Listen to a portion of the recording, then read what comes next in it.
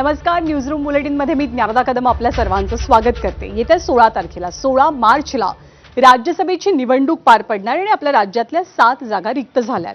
परंतु महाविकास आघाडीसाठी राज्यसभेची निवडणूक किंवा त्या निवडणुकीचं गणित अवघडच नाही तर एक प्रकारे गुंतागुंतीचं बनलं आणि विधान परिषद असो राज्यसभा असो दोनही लागोपाठ होणाऱ्या निवडणुकांवरनं भाजपचे प्रवक्ते केशव उपाध्ये यांनी महाविकास आघाडीला खिचवण्याचा प्रयत्न एक प्रकारे असं एक पोस्टर आज ट्विटरवरती शेअर करून केलं. या पोस्टरमध्ये आपल्याला काय दिसतंय तर शरद पवार आहेत, संजय राऊत आहेत.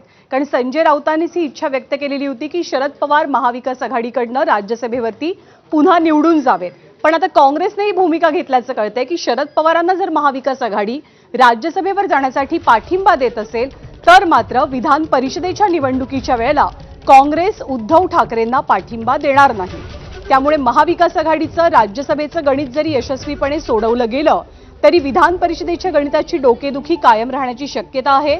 त्यामुळे राजकीय अडचणीच्या कात्रीत सापडलेले शरद पवार आणि उद्धव ठाकरे या दोघांमधल्या मैत्री खात्यात कुर्बानी देणार कोण आणि एक प्रकारे आपल्या जागेवर पाणी सोडणार कोण असा सवालच केशव उपाध्ये यांनी या फोटोच्या माध्यमातून उपस्थित केलाय.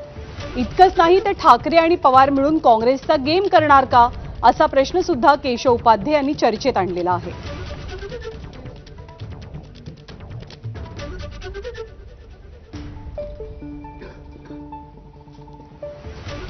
तर राज्यसभा आणि विधानसभा या विधान परिषद या दोनही निवडणुकांच्या संदर्भात केशव उपाध्येंनी महाविकास आघाडीच्या बाबतीत खास करून पवार आणि ठाकरेंच्या बाबतीत नेमकं काय म्हटलंय ते आपण पाहूया.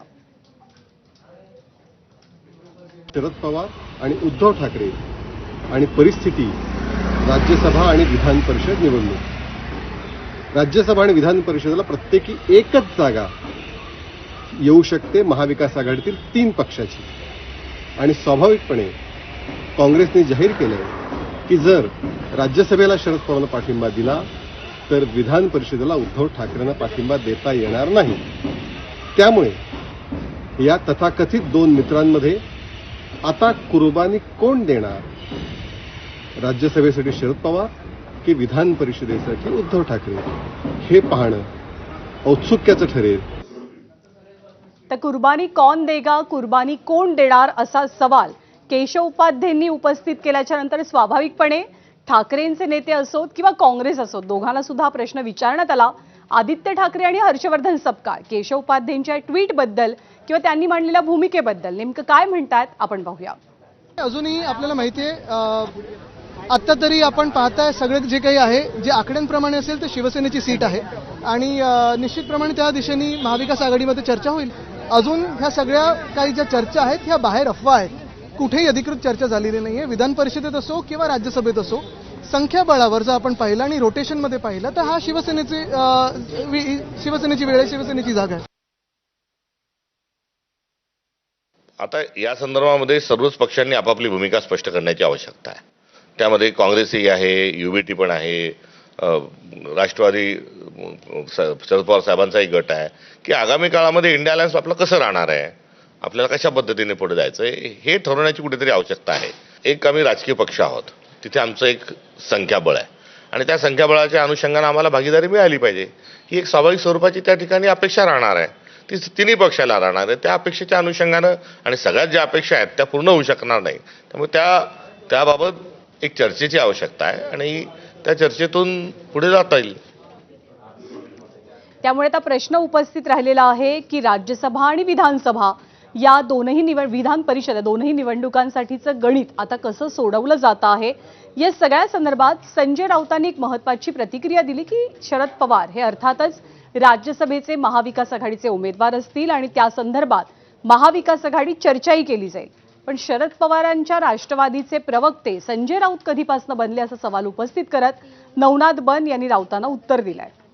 शरद पवार किंवा त्यांचा पक्ष महाविकास आघाडीत आहेच. शरद पवार साहेबांशी जेव्हा माझी चर्चा झाली तेव्हा त्यांनी आपली भूमिका आणि इच्छा व्यक्त केली, होय मी राज्यसभेत जाणार आहे. आता ह्याच्यावर महाविकास आघाडी चर्चा होईल कारण प्रत्येकाचे सदस्य निवृत्त होत आहेत.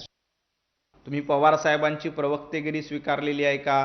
तुम्ही उभाटा गट सोडून शरद पवार साहेबांच्या राष्ट्रवादी काँग्रेसचं प्रवक्तेपद स्वीकारलेलं आहे का की तुम्ही शरद पवार साहेबांच्या वतीने बोलतायत? पवारसाहेब भारतीय जनता पार्टी NDA सोबत यायचा का नाही याचा निर्णय त्यांना स्वतंत्रपणे घ्यायचा आहे. परंतु तुम्ही असं सांगतायत की शरद पवार साहेब महाविकास आघाडीमध्ये आहेत, परंतु महाविकास आघाडी तरी आहे का हे संजय राऊत यांनी स्पष्ट केलं पाहिजे. महाविकास आघाडीचं अस्तित्व विधानसभेच्या निवडणुकीनंतर पूर्णपणे संपलेलं आहे. आणि यापुढची बातमी काल झालेल्या एका महत्त्वाच्या भेटीसंदर्भात.